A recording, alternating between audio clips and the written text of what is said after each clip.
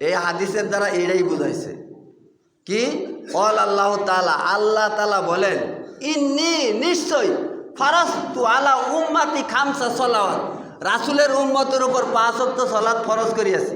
ওয়া আহিদতু ইনদি আহাদা আন্নাহু মান জাআ ইউহাফিজু আলাইহিন্না লিওয়াক্তিহিন্না, ভাই ওয়াক্ত বুঝেন, লিওয়াক্তিহিন্না আদখালতুহুল জান্নাহ, যে ব্যক্তি ওয়াক্ত মতো সালাত আদায় করিবে আল্লাহ ওয়াদা করলেন তাকে জান্নাত দিবেন।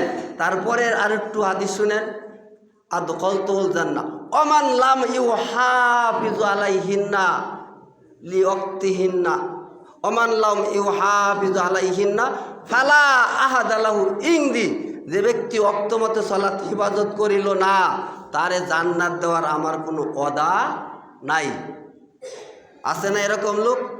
জোহর পড়তে পড়তে আসরের টাইম হয়ে গেছে, আছে আসরের সময় জোহর পড়ে, আছে কিনা নাই? জোহরের নামাজের টাইম আসার পরে আজান দিয়া জামাত করে মানুষ গেছে গা, এমন মুসল্লি আছে আসরের টাইমে আয়া দেখি যে নামাজ পড়তেছে। আসরের সময় অনেক মানুষ নামাজ পড়ে, ওই ব্যক্তির কথাই বললেন তোরে জান্নাত দেওয়ার আমার কোনো প্রতিশ্রুতি নেই। সূরা নিসা আয়াত নাম্বার 103, ইন্না সলাতা কানাত আলাল মুমিনিনা কিতাবাম মাওকুতা, মুমিনদের উপর সলাতকে ফরজ করিয়াছি নির্ধারিত সময়। নামাজের 13টা ফরজ, শরীর পাক, কাপড় পাক, নামাজের জায়গা পাক, ওয়াক্ত চিনা, সময় চিনা, ওয়াক্ত চিনা ফরজ। সলাত আদায় করা যেমন ফরজ, ওয়াক্তে মতে আদায় করা তেমনই ফরজ। যদি ওয়াক্ত মতে আদায় না করেন, ওয়াক্ত গেলেগা যদি আদায় করেন তাহলে আপনার লেখা হয় না। দুনিয়া বুঝেন, আখেরাত বুঝেন না।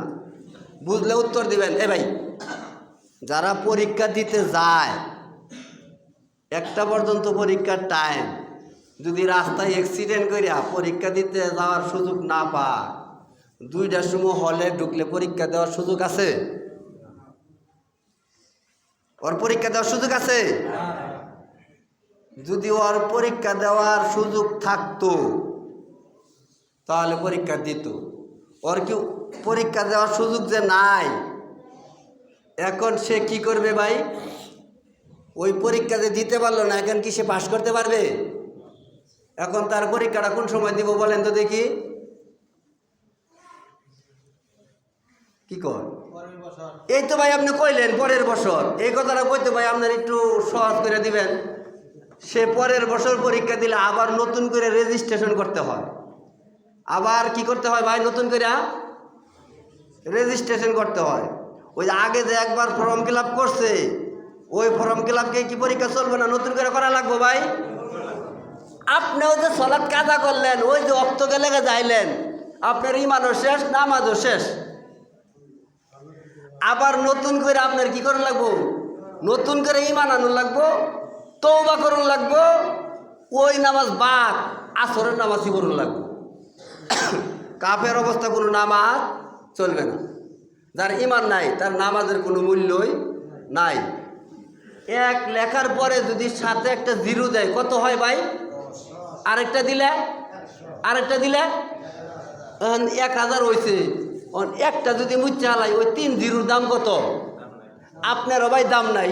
অক্ত চইলা গেলে, হাদিসের দ্বারা প্রমাণিত, অক্ত চইলা গেলে, সময় শেষ হয়ে গেলে ওই বেড়া যেরকম পরীক্ষা দিতে পারে না, আপনারও অক্ত চইলা গেলে এই নামাজের সময় আর থাকে না।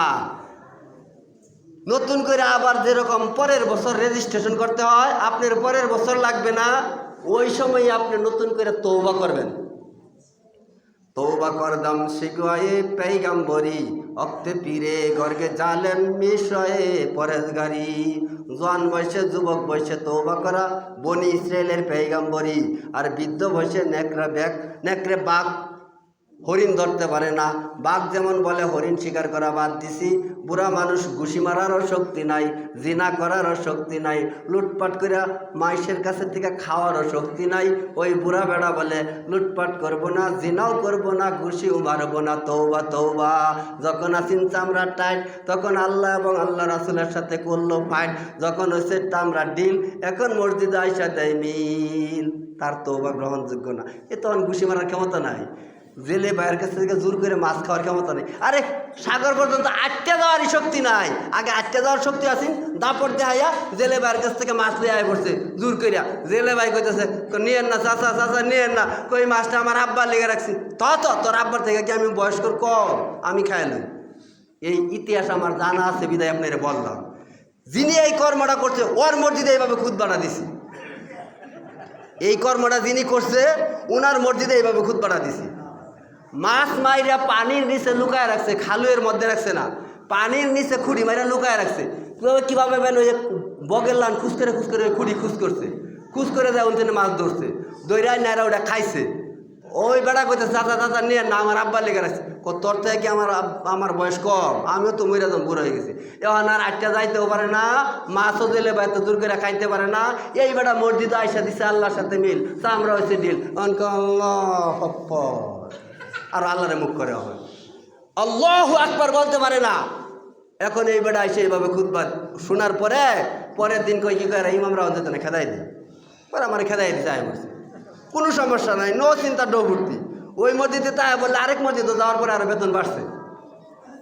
তো যাই হোক, আমি বলতেছিলাম যদি আপনি তওবা করতে পারেন, আপনার নামাজের সময় শেষ, আপনি বুঝেন চাই না বুঝেন এতে আমার আসে যায় না, নামাজের সময় শেষ হয়ে গেলে যদি আপনি নামাজ পড়েন আপনি তখন কাফের।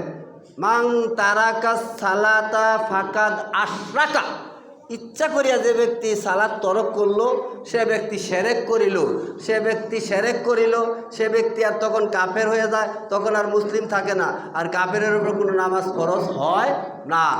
যদি আপনি আবার ঈমান আনতে পারেন, সূরা তওবা আয়াত নাম্বার 70 নিজে দেখবেন, সূরা ফুরকান আয়াত নাম্বার 70, ইল্লা মান তাবা, যদি তুমি তওবা করো, ওয়া আমানা, নতুন কইরা যদি ঈমান আনো, ওয়া আমিলা আমালান সালিহান ফাউলাইকা ইউবাদদিলুল্লাহু সাইয়্যাতিহিম হাসানা, তোমার পিছনের গুনাহ তো আল্লাহ মাফ করবেই।